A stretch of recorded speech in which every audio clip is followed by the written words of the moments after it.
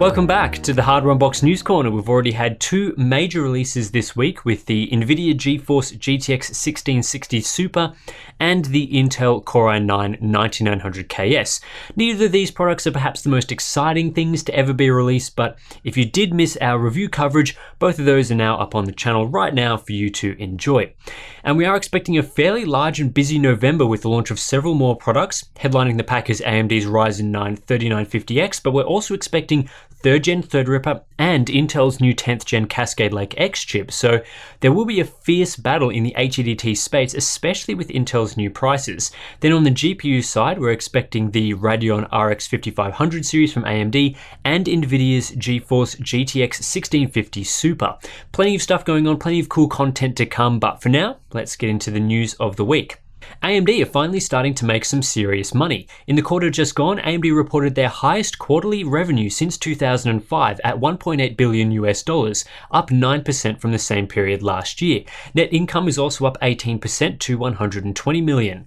Most of these gains can be attributed to the launch of their Zen 2 product line. Surprise, surprise, especially on the client desktop side, where AMD saw the largest gains of 36% year on year. It's not surprising this is down to AMD selling more chips and at a higher average selling price, which is one of those key metrics that business people love to talk about. However, AMD did see a drop off in their enterprise, embedded and semi-custom division. Most of this is down to their semi-custom sales, likely due to the impending replacement of the PS4 and Xbox One, which make up a ton of their semi-custom revenue. Epic sales, also included in this category, increased, but not by enough to offset the loss in those other divisions. Normally, I don't talk about financial results because they're not very interesting unless you have shares in the company, but I think there's a few extra things going on here that's worth talking about. For example, while AMD's best quarter since 2005 saw them take in $1.8 billion in revenue, they're still absolutely dwarfed by Intel, who reported $19.2 billion in revenue for the third quarter. Intel being 10 times larger means AMD still have a pretty long way to go to be truly competitive with them from a financial sense. AMD are also creeping up on NVIDIA, who are expecting to report revenue around $2.9 billion for the third quarter. This is a massive change from a few years ago when AMD were scraping to make $1 billion in revenue, and NVIDIA obviously cruising along quite nicely and even increasing on a decent trajectory. That's fallen off a little bit in the past couple of quarters, but still NVIDIA has quite a handy lead there on AMD.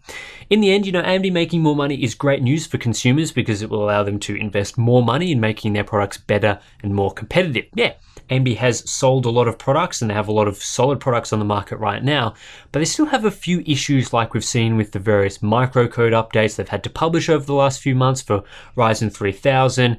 More money means that they'll be able to put more resources to solve those problems sooner. It'll also allow them to push further into areas where they are struggling, hopefully the mobile sector and in servers as well, which are big money spinners. And even if you don't buy AMD products, increased competition affects the entire market, like we've seen recently with Intel's new pricing for HEDT chips. That only came about because Threadripper was so cheap.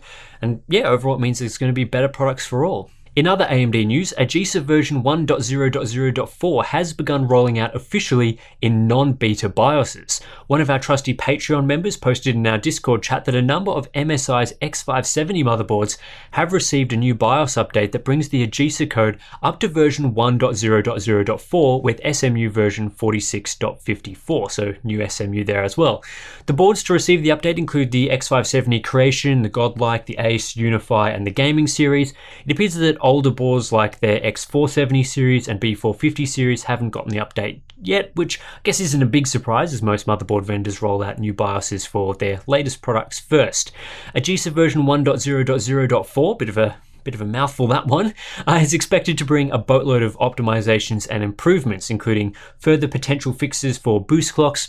MSI's motherboard pages also list improved boot times, which is a pretty neat addition as well. I'm not sure if that's specifically related to the AGESA code or MSI just optimizing their overall BIOS package.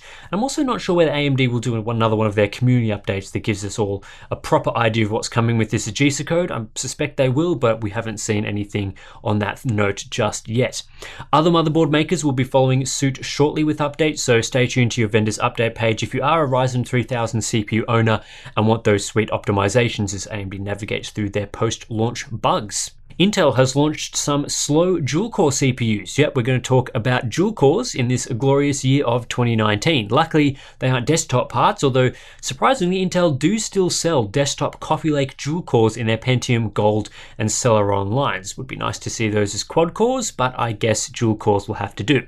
These new chips fall under Intel's Comet Lake brand, so they're 10th generation parts designed for low-power laptops, fitting into the U series. The two chips in question are the horribly named Pentium Gold 6405U and the Celeron 5205U. You wouldn't think that with names like this that these processors are actually 10th gen parts. In fact, it looks like they are from entirely separate generations, but this is actually fairly standard naming from Intel. The Pentium Gold line gets a bump from 5000 to 6000 series, and Celeron gets a bump from 4000 to 5000. Both the dual-core chips, the Pentium line gets hyper-threading, so 4 threads there, while Celeron is stuck on 2 threads. Clock speeds are low as well, just 2.4 GHz for the 6405U, while the 5205U is clocked at just 1.9 GHz on 2 cores, which is no doubt going to give a pretty crappy entry-level experience if you end up with one of those chips. Both of these also only present a 100 MHz clock speed increase over their Whiskey Lake last gen models. Unfortunately, until AMD gets here with some Zen 2 APUs, I don't think we'll see much of a shake-up with these lower end laptop parts. It'd be really nice to see Intel bumping them, the entire lineup up to quad cores, but even Comet Lake Core i3s are still dual core, so there's certainly a bit of a way to go there. As part of NVIDIA's launch day drivers for the GeForce GTX 1660 Super, NVIDIA has released a collection of new features which are definitely worth talking about. Pretty sure Steve didn't cover these things as, they aren't directly related to the GPU itself, but there's still a few neat things in here that are worth going over. First is support for reshade filters in NVIDIA's Freestyle tools through GeForce Experience. Not a lot of people know about Freestyle, but it's pretty neat. In games where NVIDIA provides support, you can open it up and customize the look of your game in real time through various post-processing filters. Reshade has been doing the same thing for a while now in a bit less of a user-friendly way, so being able to use Reshade's much larger collection of filters within the wrapper of NVIDIA's more user-friendly Freestyle tool is certainly a cool addition. Of course, the filters are also available in Ansel if that's something that you're interested in. NVIDIA has a breakdown of where you can use reshade filters with Freestyle. In competitive games, they are locking down the feature to prevent being able to use, cheat filters that make it easy to spot enemies and that sort of thing. But in non-competitive games, you'll get a wide variety of options. You'll also be able to import custom filters to Freeshade in case you find something useful around the internet. On top of this, NVIDIA have opened up their sharpening filter to be used in all DirectX games through their NVIDIA control panel. Previously, this feature was only available through Freestyle, so it only worked with NVIDIA's whitelist of games. Now they've solved that problem and it's open to all with the same functionality through a driver level toggle that is also configurable on a per game basis. Support for Vulkan and OpenGL is coming soon, and at that point, when it's available in pretty much every single game, we're basically going to have the perfect sharpening experience, and I guess NVIDIA has beaten AMD to that one. And finally, NVIDIA have also expanded their ultra low latency mode to work when G-Sync is enabled, so that's pretty neat for the wide variety of people out there with adaptive sync displays. GlobalFoundries and TSMC have ended their brutal, bloody, long legal battle surrounding patents. The battle started in the dark, distant past of August 2019 when GlobalFoundries accused TSMC of patent infringement, claims that TSMC said were baseless. Then in October of 2019, as is usually the case with these sorts of disputes, TSMC countersued, alleging a whole range of their own patent infringements. This week, the two companies agreed to a cross-licensing agreement for their patents, thus ending the legal battle. The deal sees both companies' worldwide existing semiconductor patents cross-licensed, as well as any patents filed in the next 10 years.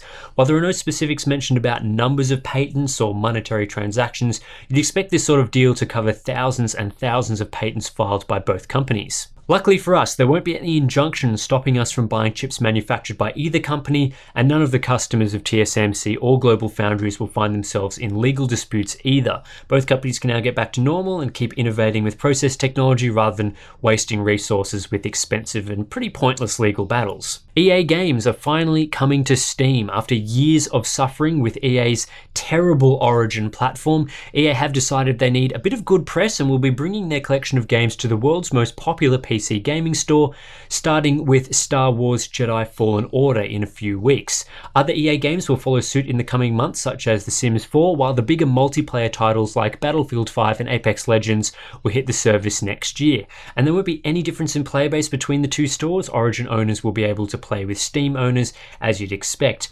EA Access will also be coming to Steam in the spring. Access is the company's subscription service, and EA says this feature coming to Steam will be a first for the platform, and yeah, can't really think of any other subscription services that Steam has at the moment. However, even if you buy games on Steam, you will still have to install EA's Origin client to play them. This is pretty similar to a bunch of other games like what Ubisoft does with their titles on Steam, forcing you to also have Uplay installed, or what Rockstar has been doing with GTA 5 and the Rockstar Games Launcher. However, EA games being on Steam will give you all the benefits of that platform despite needing to also use Origin, such as a library and download system that isn't complete garbage and access to your Steam friends list. EA also says they're open to bringing their titles to the Epic Games Store, which probably won't excite nearly as many people as the Steam announcement, but hey, at least EA are moving on from forcing people to use Origin to install and play their games. Intel's Cannon Lake platform appears to have been killed. Intel have discontinued the bizarre NUC product that used the Core i3-8121U, the only Cannon Lake CPU to ever see the light of day. With just 2 cores and 4 threads clocked at a miserable 2.2 GHz with a 3.2 GHz turbo plus no integrated graphics, Cannon Lake and Intel's first foray into 10nm processors was a bit of a fail. It's since been replaced by Ice Lake, which I guess is the true launch of 10nm. The NUC was one of the very few products that ever bothered to use the i3-8121U because, let's be honest, the product isn't nearly as attractive as Intel's other 14nm offerings in the Core i3 market. The NUC lineup, codenamed Crimson Canyon, has been discontinued as of October 28, with final orders shipping by February 28, 2020. There were a few other products, such as a Lenovo laptop that used the Core i3-8121U, but those were fairly limited releases, and I think they were only found in some regions like China. So with Intel killing their NUCs, Cannon Lake is effectively gone with barely a whimper, and they've pretty much just moved on to Ice Lake, which makes a lot more sense. More details about TRX 40 motherboards have leaked early ahead of a suspected unveiling next week in preparation for AMD's 3rd gen Threadripper CPUs. Gigabyte have accidentally revealed their boards in a PDF listing in the form of the TRX 40 Aorus Master, Aorus Pro Wi-Fi, Aorus Extreme, and a TRX 40 Designari, I don't know how you pronounce that word, a designer board. Anyway, last week we saw Gigabyte's teaser photo of a TRX 40 board as well. Pretty sure that is the Aorus Extreme that's listed here. We've also recently seen pricing for some ASUS motherboards from some unknown Australian vendor, which show as about 800 Aussie for the ASUS Prime TRX 40 and about 1300 Aussie for the ROG Zenith Extreme TRX 40.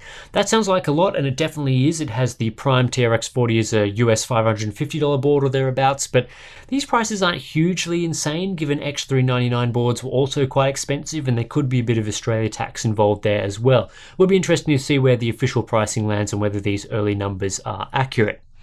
That's it for this week's News Corner. I'm going on holiday for the next week, but I have prepared a few videos for your enjoyment while I'm away, but I guess for the most part it will be Steve holding down the fort, and of course there won't be a News Corner next week as a result. Consider supporting us on Patreon or buying some merch if you like what we do, and I'll catch you in the next one.